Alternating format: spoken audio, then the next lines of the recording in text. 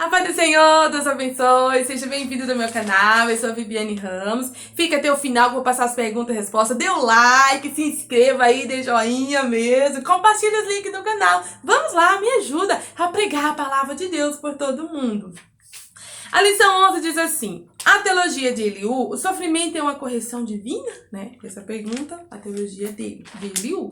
O textuário: aos aflitos, livra da sua aflição, e na opressão se revela aos seus ouvidos. Jó 36:15. E a verdade prática: o sofrimento não deve ser visto apenas sob aspecto punitivo, mas principalmente educativo. Então tá aí a forma que devemos ver o sofrimento, não porque Deus está punindo, eu tô sofrendo porque Deus está punindo, mas sim educativo, para quando o Jeová, né, passa sobre um dele, deixa certinho, né? Então vamos ver nessa lição, né, esse Eliú é mais um amigo de Jó, um jovem amigo de Jó, né? E Jó também teve vários outros amigos, né, que já estudamos na lição passada, tá aí todos os vídeos, você possa assistir, né, para melhor entender. Se você ainda não assistiu, né, seja bem-vindo, vamos lá acompanhar aqui. É rápido, né, preste atenção que é bem rápido.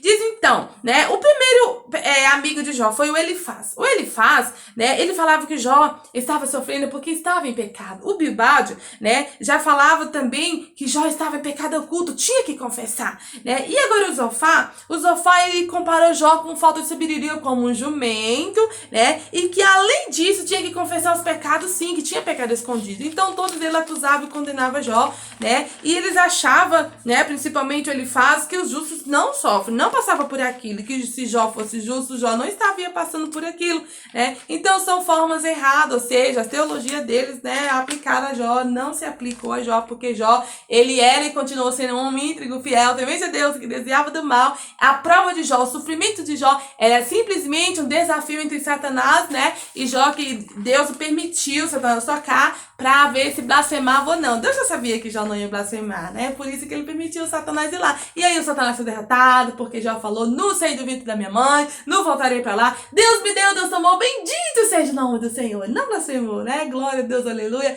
Ele louvou ao Senhor, adorou ao Senhor. Então valeu. Que você e eu, no momento da prova, da tribulação, vamos adorar o Senhor, louvar Ele, exaltar, glorificar, mesmo chorando, louva e exalta o Senhor. Aleluia, glória a Deus.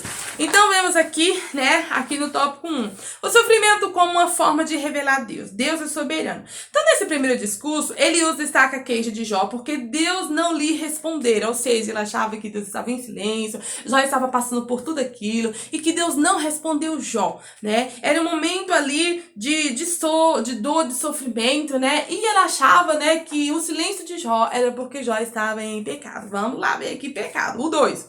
O orgulho do homem priva-o de ouvir Deus. Então, o Eliú, né, esse aqui, o amigo de Jó, estava achando que aquele silêncio de Deus sobre a vida de Jó, que Deus não respondia, não mostrava em sonho, não tinha visão, nem revelação, né, era porque o Jó estava em pecado, e o pecado era do orgulho, né? Esse pecado do orgulho que Jó tinha ali com Deus. Então era esse o pecado. O 2, o caráter justo de Deus. Não, o caráter justo de Deus. O Eliú aqui fala, né, sobre o caráter de Deus, sobre a misericórdia, sobre a bondade de Deus, o quanto que Deus é justo mesmo, que Deus não faz injustiça, né? Então aí que ele aplica a teologia dele, que se Deus estava fazendo ali com Jó, é porque Jó estava errado, Jó estava em pecado, por isso que ele estava sofrendo e que tinha que confessar, tinha que se voltar para Deus, deixar de ser orgulhoso, né, no caso aí, e se arrepender. E aí diz aqui no 3, a defesa da soberania de Deus, né? Aqui entra quando o Eliú, né, ele fala da soberania divina, fala do grande soberania, da grandeza de Deus, das misericórdias de Deus, mas ele esquece, aí que ele erra, do amor de Deus, do grande amor de Deus, da misericórdia de Deus, né? Ali ele fala, ensina e esquece, né, também do amor. O 3, o sofrimento como instrumento pedagógico de Deus. O caráter pedagógico do sofrimento, né? Há uma diferença entre o pensamento teológico de Eliú e dos seus amigos. Elifaz, Bildade e Zofá, que foram aí os amigos que acusaram e condenaram a Jó.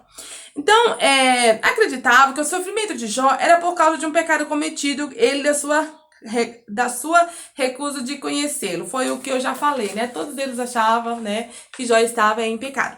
E aí, esse outro amigo Eliú, né, ele traz então Aqui diz que ele introduz a ideia de que o sofrimento tem um caráter pedagógico. O caráter pedagógico do sofrimento está na capacidade de nos fazer refletir e voltar-se para Deus. Então, dessa forma, a justiça aprende com o sofrimento. Então, essa aí tá a forma de Eliú ali aplicando a Jó, mas com certeza não era assim, porque Jó, ele não estava injusto, ele continuou fiel, né? Ele não estava com pecado de orgulho, ele continuou, né, humilhando sim na presença de Deus, é tanto que ele vestiu ali, coçava, né, ali com caco de teia, no sofrimento, ele falava com Deus, e é tanto que ele orou pelos amigos dele lá no final, então pra ver, né, perdoou, orou, e Deus abençoou a vida de Jó, mudou o cativeiro quando orou pelos amigos, deu vitória, glória a Deus, aleluia.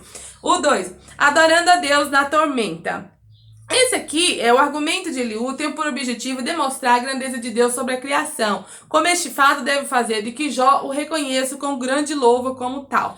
Isso mesmo, tá certo. Tem que Deus é grande, soberano, e que Jó tinha que louvar e exaltar a Deus como tal e não ser orgulhoso.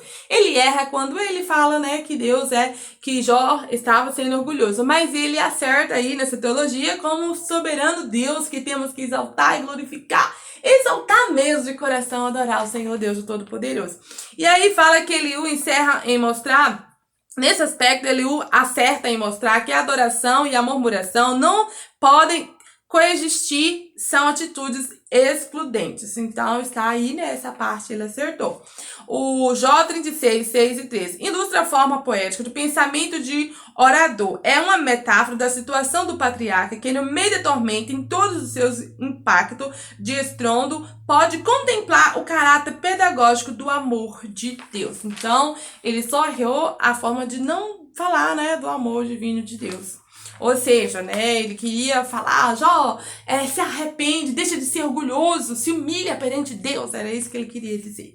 A conclusão. Vimos nessa lição 3 aspectos de teologia de Eliú. Primeiro, o jovem amigo defende o direito de Deus ficar em silêncio, mesmo quando clamamos ou quando achamos que ele deve falar. Acredita que Jó não consegue escutar a Deus devido ao seu orgulho.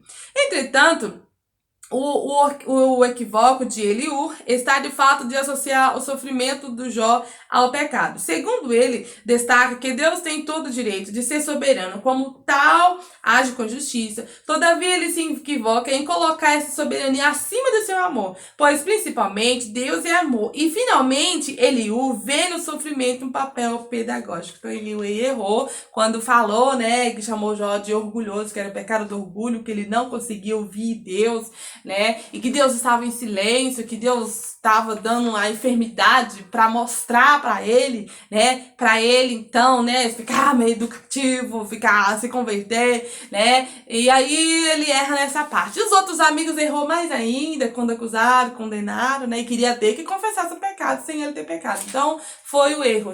E aí também o Eliú erra aqui, como já li, né? Já expliquei. Quando o primeiro erro porque fala que ele estava com pecado do orgulho. E o segundo porque não falou que Deus é amor, que Deus amava ele, que Deus tinha plano na vida dele. Ou seja, ele aplicou aqui a pedagógico, né? A pedagogia, mas ele não aplicou ali o amor de Deus, ou seja, como amigo, deveria ter chegado lá, Deus te ama, você vai sair dessa, Deus vai te dar vitória, tenha fé, confie em Deus, né? Ele não falou assim, né, sobre o amor, falou sobre a justiça, sobre a grandeza, sobre a soberania de Deus. Então é isso aí. A primeira pergunta. O que Eliú destaca em seu primeiro discurso? Nesse primeiro discurso, Eliú destaca e queixa de Jó, porque Deus não lhe respondera. Segunda pergunta. Segundo Eliú, qual o problema em relação ao silêncio de Deus? O problema não é o silêncio do Altíssimo, mas o orgulho humano que não lhe permite escutá-lo. Terceira pergunta. Cite pelo menos 2 características do caráter justo de Deus. Ele age com justiça quando retribui ao homem que ele merece, Jó 34 e 11, e Deus não precisa prestar conta seus atos a ninguém, visto que ele não recebeu autoridade de nenhum outro ser criado, Jó 34 e 13. Agora, a quarta pergunta. Quais são as 2 coisas destacadas acerca de Eliú pelo comentário? Primeiramente, assim como seus amigos, erra por partir do princípio de que Jó havia cometido pecado. E, em segundo lugar, Eliú exalta apenas a justiça de Deus e nada diz acerca da sua misericórdia.